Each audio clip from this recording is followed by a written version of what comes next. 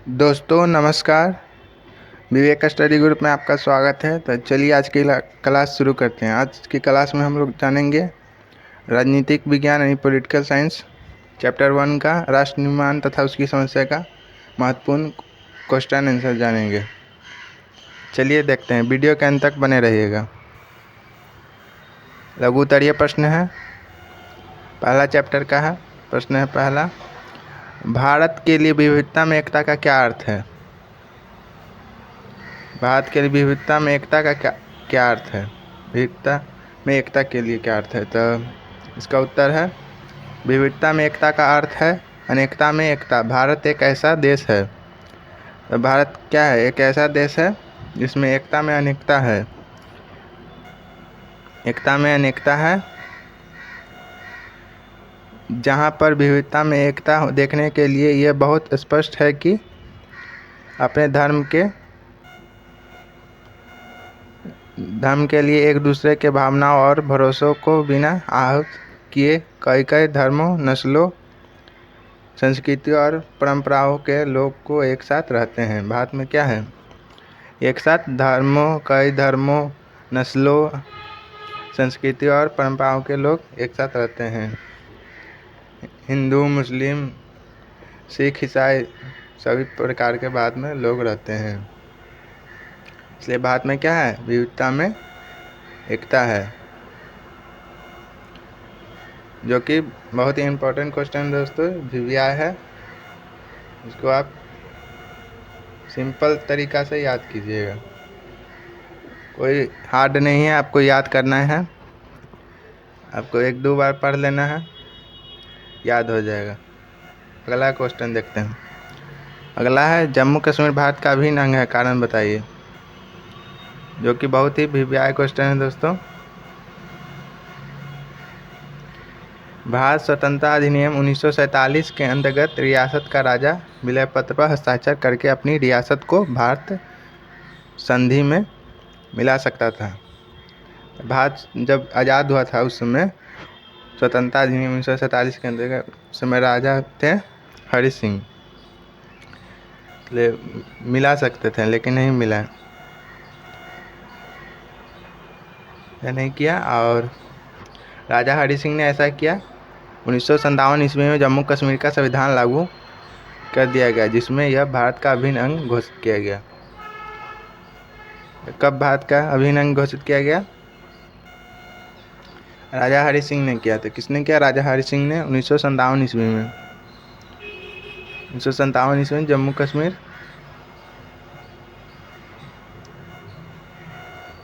कश्मीर का संविधान लागू कर दिया गया, जिसमें भारत का अभिन्न अंग घोषित किया गया।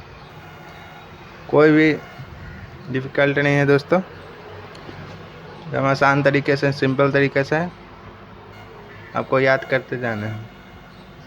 5 अगस्त 2019 को जम्मू कश्मीर को प्राप्त विशेष दर्जा भी समाप्त कर दिया गया था, जो कि आपको याद ही होगा। 5 अगस्त 2019 को जम्मू कश्मीर को प्राप्त विशेष दर्जा समाप्त कर दिया गया था। 5 अगस्त 2019 को जम्मू कश्मीर को प्राप्त विशेष दर्जा समाप्त कर दिया गया था। शिमला समझौता क्या है? तो शिमला समझौता 3 जुलाई 1972 ईस्वी को हुआ था। भारत के प्रधानमंत्री इंदिरा गांधी थे और पाकिस्तान के राष्ट्रपति जुल्फ़िकार अली भुट्टो थे द्वारा हस्ताक्षर किए गए थे। शिमला करार 1971 के युद्ध के परिणामों को पीछे छोड़ने की शांति संधि से कहीं ज़्यादा था। आपको आ सकता है कि शिमला समझौता क्या है, तो आपको लिखना है शिमला समझौता 3 जुलाई 1972 को हुआ था। भारत के प्रधानमंत्री लिख देना है, उस समय के इंदिरा गांधी थी और पाकिस्तान के राष्ट्रपति जुल्फ़िकार अली भुट्टो थे।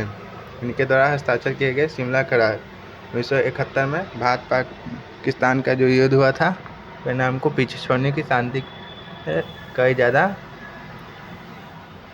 महत्वपूर्ण था। अगर आपको अच्छा लग रहा हो दोस्तों वीडियो, तो वीडियो को लाइक कर दीजिए। अगर मेरे चैनल पर नए हैं तो मेरे चैनल को सब्सक्राइब कर दीजिए। आगे देखते हैं दोस्तों। प्रश्न 1956 के राज्य पुनर्गठन अधिनियम पर संक्षिप्त नोट लिखिए। 1956 में कैसा था राज्य अधिनियम? तो फजल अली आयोग की रिपोर्ट 1955 में आई, जिसके आधार पर राज्य पुनर्गठन अधिनियम बना। कब बना? फजल अली आयोग की रिपोर्ट आई 1955 ईस्वी में, जिसके आधार पर राज्य पुनर्गठन अधिनियम बना। इसके तहत भारत में भाषाई आधार पर 14 राज्य का निर्माण किया गया।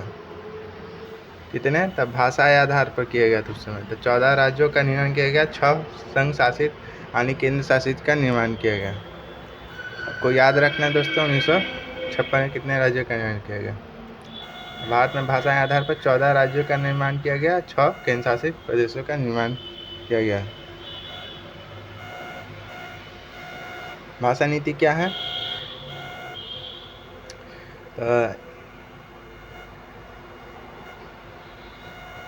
भाषा नीति क्या है?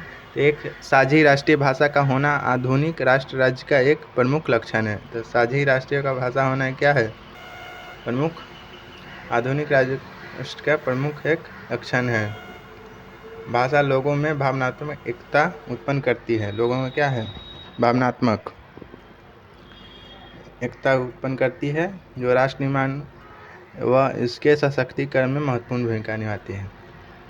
बहुत ही आसान तरीके में साधारण भाषा में लिखा गया है दोस्तों। आपको 2 से 3 बार पढ़िएगा, याद हो जाएगा। राष्ट्र निर्माण में उसके सशक्तिकरण में महत्वपूर्ण भूमिका निभाती है भाषा नीति। ये सब गेस किया हुआ क्वेश्चन है दोस्तों, सब बढ़िया से अलग अलग से करके तो फिर जाके बनाए हैं। इसी तरह हर चैप्टर का आएगा, ये पहला चैप्टर का है। आपको वीडियो कैसी लगी कमेंट बॉक्स में कमेंट कीजिएगा, और कुछ डाउट भी है तो आप कमेंट बॉक्स में कीजिए कि आपको समझ में आया कि नहीं। लघु हो गया दोस्तों, दीर्घ उत्तरीय प्रश्न लॉन्ग आंसर टाइप में। पहला है राष्ट्र निर्माण का अर्थ बताएं। राष्ट्र निर्माण का अर्थ बताएं। राष्ट्र निर्माण का अर्थ होता है एकता और संगठन का अनवरत निर्माण व विकास होता है, पहला। दूसरा अर्थ होता है वह एकताबद्ध एवं संगठित समय जिस भूभाग पर निवास कर रहे हैं उसका समय एवं युग परिस्थितियों के अनुरूप विकास कार्य, उन्नति एवं उत्कर्ष के उपाय करना आदि। तो क्या है राष्ट्र निर्माण का अर्थ है? पहला हो गया, और दूसरा हो गया पहला एकता और संगठन का निर्माण करना। दूसरा में संगठित समाज जिस पर भूभाग निवास कर रहा है, समय परिस्थितियों विकास का कार्य, उन्नति एवं उत्कर्ष करना, उपाय करना, ये सब राष्ट्र निर्माण का कार्य है।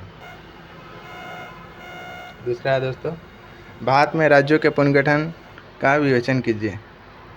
ये शॉर्ट में भी था दोस्तों ये, और लॉन्ग में भी क्वेश्चन है, जो कि भी आया है, आता ही है दोस्तों। 1950 ईस्वी में संविधान के लागू होने के समय यही स्थिति थी। जब राज्य पुनर्गठन हुआ था तो संविधान लागू के समय भी यही स्थिति थी। आंध्र क्षेत्र में अलग तेलुगु भाषी लोगों को राज्य के लिए आंदोलन ने उसे उग्र रूप धारण कर दिया, तेलुगु भाषा के लिए। तब 1953 ईस्वी में आंध्र प्रदेश बना। क्या है? आंध्र प्रदेश बना, जो कि भाषा आधार पर बना। भाषा आधार पर भारत का पहला राज्य कौन सा है? तो आंध्र प्रदेश है।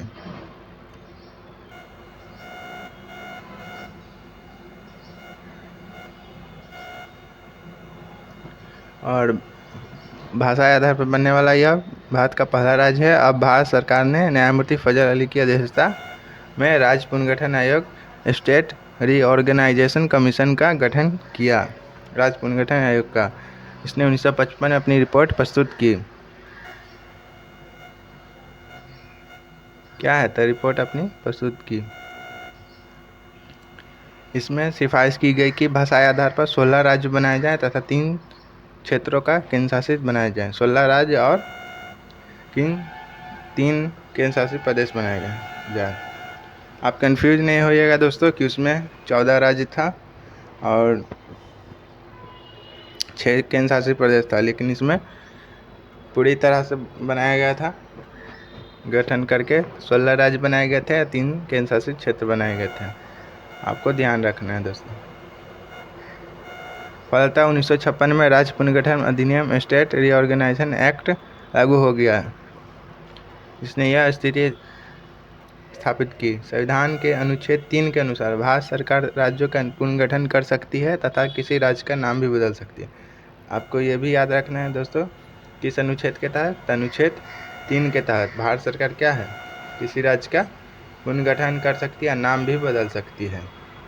आपको याद रखना है दोस्तों। स्वतंत्रता के बाद राष्ट्र के समक्ष कौन कौन सी बड़ी चुनौतियाँ थी? भारत के पास स्वतंत्रता आज़ादी के बाद कौन कौन सी समस्या थी? तो हिंदुस्तान सन 1947 में जिन हालात के बीच आज़ाद हुआ था, भारत कब 1947 में आज़ाद हुआ था, तो शायद उस समय कोई भी देश वैसे हालात में आज़ाद नहीं हुआ था, जबकि इतना कठिन स्थिति था, खराब स्थिति था, हालात नहीं आज़ाद हुआ था। मुख्य तौर पर भारत के सामने 3 बड़ी चुनौतियाँ थी। तो भारत के सामने क्या थी? 3 बड़ी चुनौतियाँ थी। कौन कौन है देखेंगे दोस्तों। पहला है विविधताओं से परिपूर्ण देश में किस प्रकार एकता स्थापित की जाए। क्या थी पहले? पहला, विविधताओं से परिपूर्ण देश में किस प्रकार एकता मतलब एकता कायम किए जाए। मतलब सब अलग अलग मतलब फिर से निर्माण करें, कैसे किया जाए, यही के लिए था दोस्तों पहला। दूसरा है संविधान से मेल खाती लोकतांत्रिक प्रणाली की स्थापना किस प्रकार की जाए। संविधान से मेल खाती लोकतांत्रिक कौन कौन सी प्रणाली की स्थापना की जाए। तीसरा है ऐसा विकास जिससे किसी एक वर्ग का नहीं परंतु समाज का हर वर्ग का विकास हो, कैसे किया जाए। तीसरा ये समस्या थी, कैसे किया जाए, किसी एक वर्ग का नहीं बल्कि समाज के समूचे वर्ग का विकास किया जाए।